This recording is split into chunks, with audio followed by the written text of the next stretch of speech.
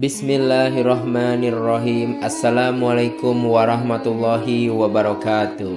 Alhamdulillahirabbil alamin. Assalatu wassalamu ala Rasulillah. Segala puji kehadirat Allah Subhanahu wa taala, Tuhan semesta alam serta pencipta langit dan bumi. Dan juga sholawat untuk Nabi besar Muhammad Sallallahu Alaihi Wasallam sebagai bentuk cinta dan penghormatan kita kepada beliau. Setiap dari kita pasti pernah bertanya-tanya, apa yang membuat seseorang lebih mudah atau lebih sulit untuk masuk surga? Apakah benar bahwa orang-orang miskin lebih banyak di surga? Bagaimana dengan orang-orang kaya? Mengapa hisab mereka itu lebih lama? Nah, topik ini sangat menarik dan relevan dengan kehidupan sehari-hari kita. Kali ini kita akan membahasnya secara mendalam, mulai dari definisi, hadisnya, terus juga ada ayat-ayat Al-Qur'annya dan beberapa contoh nyata yang bisa mengingatkan kita dengan topik ini. Jadi yuk kita akan mulai pembahasannya sampai akhir. Pertama kita akan bahas dulu kenapa orang miskin itu banyak yang masuk surga. Alasan yang pertama, orang miskin lebih sedikit hisabnya. Jadi orang miskin seringkali lebih sedikit hartanya, sehingga saat dihisab atau diperiksa amal perbuatannya di akhirat, mereka memiliki lebih sedikit pertanggungjawaban dalam hal penggunaan harta. Dalam Islam, setiap harta yang dimiliki akan dihisab, di mana datangnya dan kemana dia gunakan. Orang miskin karena sedikit hartanya lebih ringan perhitungannya. Rasulullah Shallallahu Alaihi Wasallam bersabda, "Aku berdiri di pintu surga. Ternyata kebanyakan yang masuk surga adalah orang-orang miskin, sedangkan orang-orang kaya tertahan oleh hisab atau perhitungan amal." Hadis riwayat Bukhari dan Muslim. Kita sekarang masuk ke bagian contoh-contoh yang umumnya. Mungkin ada seorang fakir atau miskin yang hanya memiliki cukup harta untuk makan sehari-hari saja. Hal itu tidak terbebani oleh zakat atau kewajiban mengelola kekayaan, sehingga lebih mudah dipertanggungjawabkan. Atau contoh kedua, orang yang hidup sederhana, meskipun miskin, berusaha keras tetap jujur dan menjaga amanah. Tidak perlu dihisab mengenai harta benda berlimpah yang sering menjadi ujian bagi banyak orang. Atau contoh ketiga, seseorang yang kehilangan harta akibat bencana, tetapi tetap bersabar dan tawakal. Di akhirat akan dihisab dengan ringan karena sedikit hartanya. Sekarang kita lanjut ke alasan yang kedua, yaitu kesabaran dalam ujian kemiskinan. Orang miskin seringkali harus menghadapi berbagai ujian kehidupan, seperti kurangnya makan, pakaian, dan tempat tinggal. Karena mereka bersabar dalam ujian ini, Allah memberikan pahala yang besar di akhirat. Rasulullah Shallallahu Alaihi Wasallam bersabda, "Sungguh menakjubkan urusan orang beriman. Sesungguhnya seluruh urusannya baik. Dalam hal ini tidaklah terjadi kecuali pada orang beriman. Jika ia mendapatkan kesenangan, ia bersyukur, dan itu baik baginya. Jika ia ditimpa kesulitan, ia bersabar, dan itu juga baik baginya." Hadis riwayat Muslim.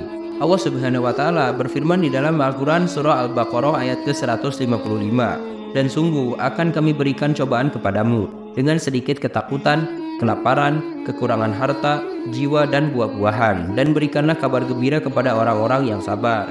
Sekarang kita lanjut ke alasan yang ketiga, lebih tawakal kepada Allah Subhanahu wa taala. Orang miskin seringkali tidak memiliki banyak pilihan kecuali berserah diri kepada Allah atas segala urusan mereka.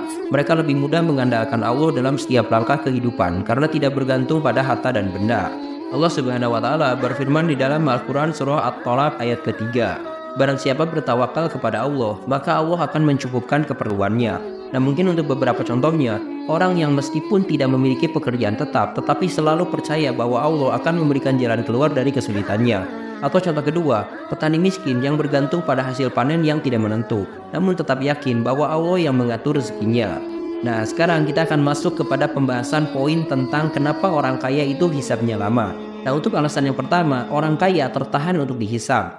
Orang kaya akan dihisab lebih lama karena banyaknya harta yang ia miliki. Mereka akan ditanya bagaimana cara mendapatkan dan mengelola kekayaan tersebut. Setiap detail harus dipertanggungjawabkan.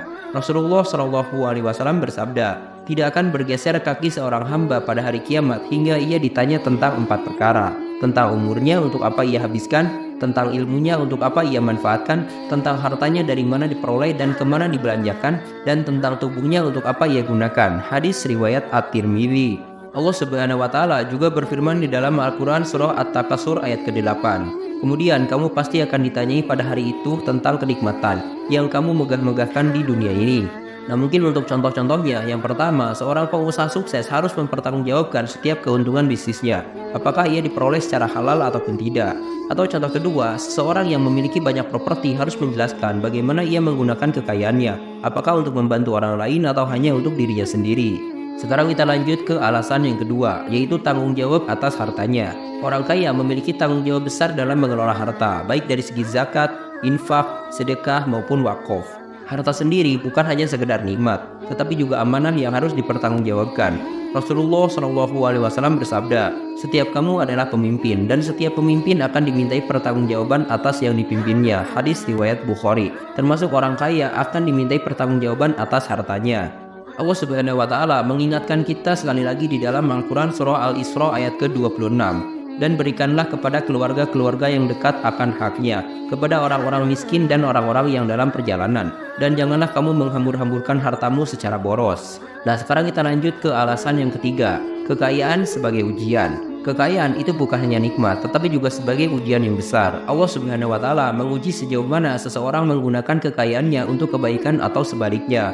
Rasulullah SAW bersabda, "Setiap umat punya ujian, dan ujian umatku adalah harta." Hadis riwayat At-Tirmidzi. Nah, contoh-contohnya, mungkin ya seseorang yang kaya raya tetapi menggunakan hartanya untuk membangun masjid dan lembaga amal, berhasil melewati ujian kekayaannya. Atau contoh kedua, orang yang menggunakan hartanya untuk berfoya-foya dan tidak peduli pada orang miskin, itu gagal menghadapi ujian kekayaan. Atau contoh ketiga, pengusaha sukses yang memberikan banyak sumbangan tetapi melakukannya karena ria atau pamer, juga gagal dalam menghadapi ujian kekayaan. Begitu mendalamnya pelajaran dari kemiskinan dan kekayaan. Setiap kita, baik miskin maupun kaya, memiliki ujian masing-masing. Apa yang penting adalah bagaimana kita menjalani ujian tersebut dengan kesabaran, ketakwaan, dan tanggung jawab.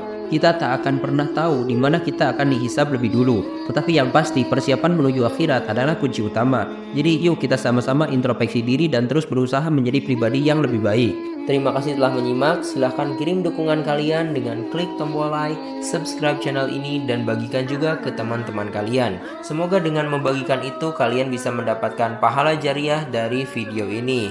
Mohon maaf bila ada kesalahan. Wabillahi taufik wal hidayah. Wassalamualaikum warahmatullahi wabarakatuh.